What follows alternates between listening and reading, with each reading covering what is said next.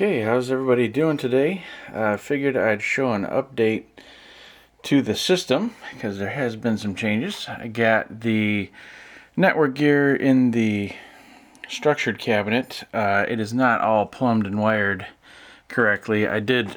Completely, I should say.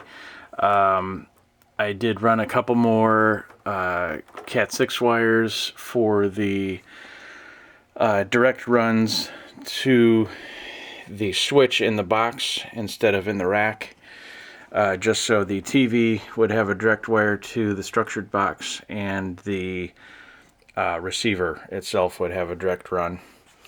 I've also got a direct run to the right side of the rack where a switch was going to go, but for now I think I'm going to use the switch in the rack, so I made runs going all the way over there.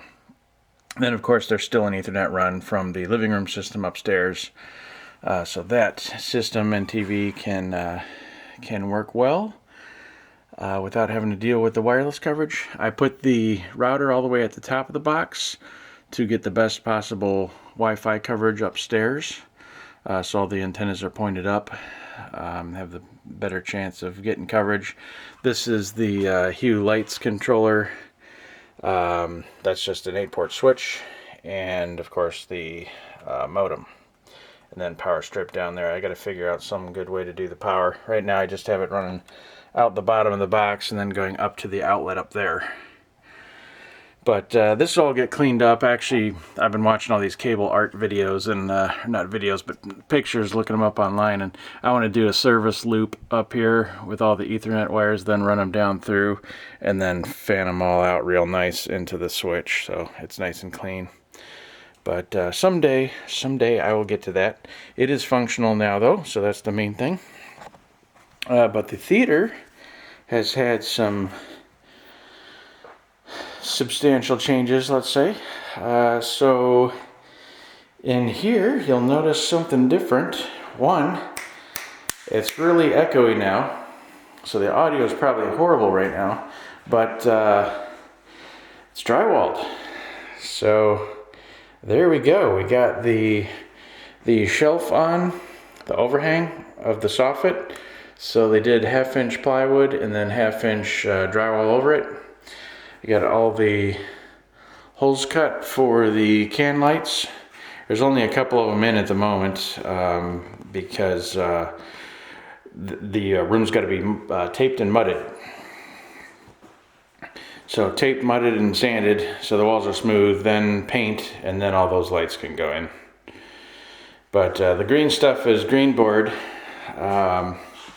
Actually picked some of this stuff up for free because it was damaged. So I guess the supplier gave him 10 new sheets, so he brought the damaged sheets over here.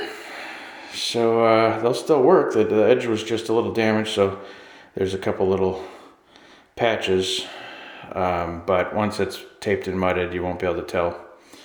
But some free drywall, so that helps.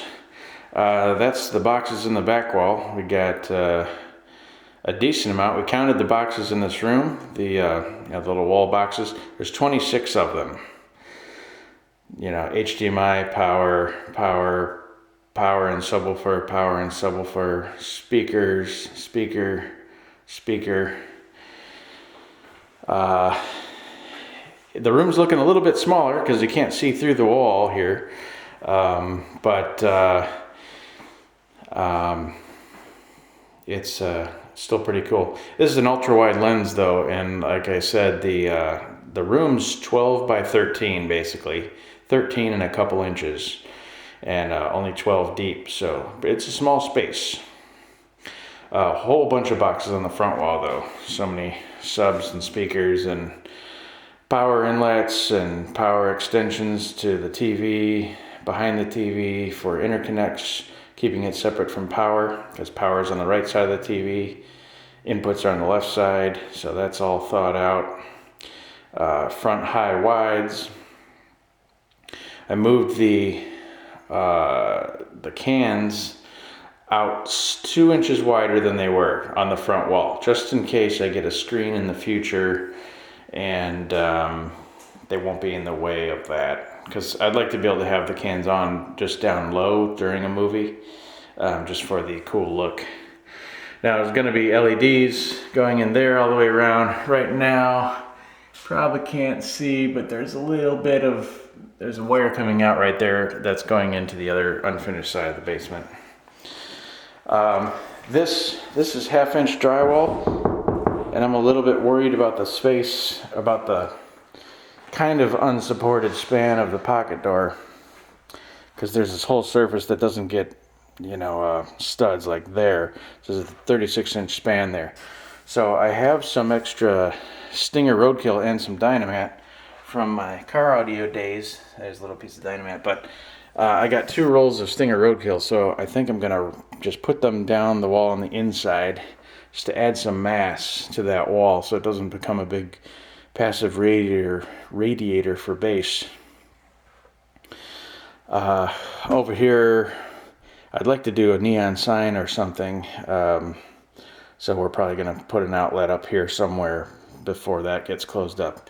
But anyway, taping and mudding comes soon, and we'll come back and check in with the next progress. Thanks for watching.